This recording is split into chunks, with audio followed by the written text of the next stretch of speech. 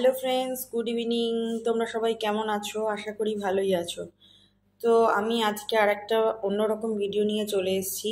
বাড়িতে মালপোয়া বানাচ্ছি, চলো দেখাই তোমাদেরকে। তো এই দেখো, মালপোয়া বানানোর জন্য ব্যাটারটা তৈরি করে নিয়েছি। এই ব্যাটারটা মধ্যে আছে সুজি, ময়দা, একটু চালের গুঁড়ো, চিনি আর কিছুটা কিশমিশ দেওয়া হয়েছে। কিশমিশ দিলে প্রত্যেকটা মালপোয়ার মধ্যে কিশমিশটা একটা দুটো করে পড়বে, মুখে ভালো লাগবে। এই দেখো কিশমিশ। ভালো করে এই ব্যাটারটাকে, সুজি, ময়দা, চালের গুঁড়ো, এই ব্যাটারটাকে ভালো করে ভিজিয়ে রাখতে হয়, যাতে এটা ভালো করে সুজিটা নরম হয়ে যায়। তারপরে ওই ব্যাটারটা তেলের পরে উনুনে মানে গ্যাসেই করছি, তেলটা দিয়ে তেল গরম হয়ে গেলে আমরা মালপোয়াটা ভাজবো। তো চলো দেখাই। এই দেখো আমি করছি।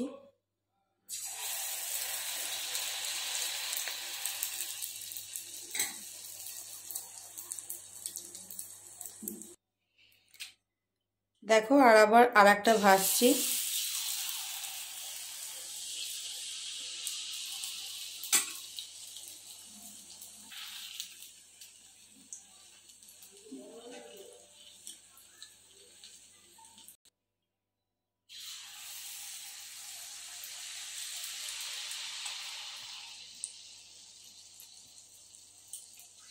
দেখতে পাচ্ছ ফ্রেন্ড, কি সুন্দর মালপোয়াটা ফুলে উঠেছে। তো এবার এটাকে উল্টে দেব।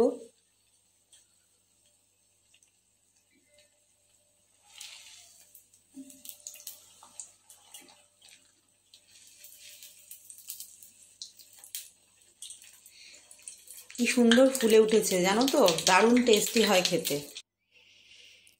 তো একটা দুটো করে অনেকগুলোই ভাজা হয়ে গেছে, আবার দিয়ে দিলাম তেলের পরে।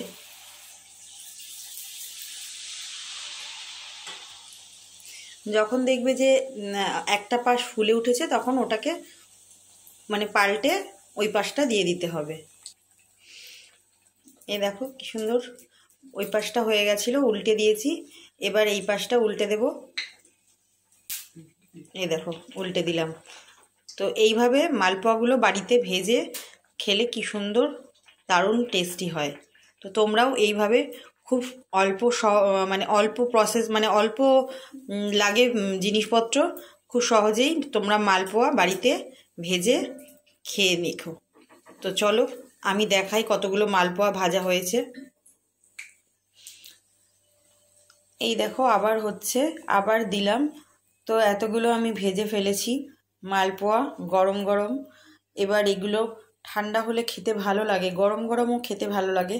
তো তোমরা বাড়িতে এইভাবে মালপোয়াটা বানিয়ে খেও।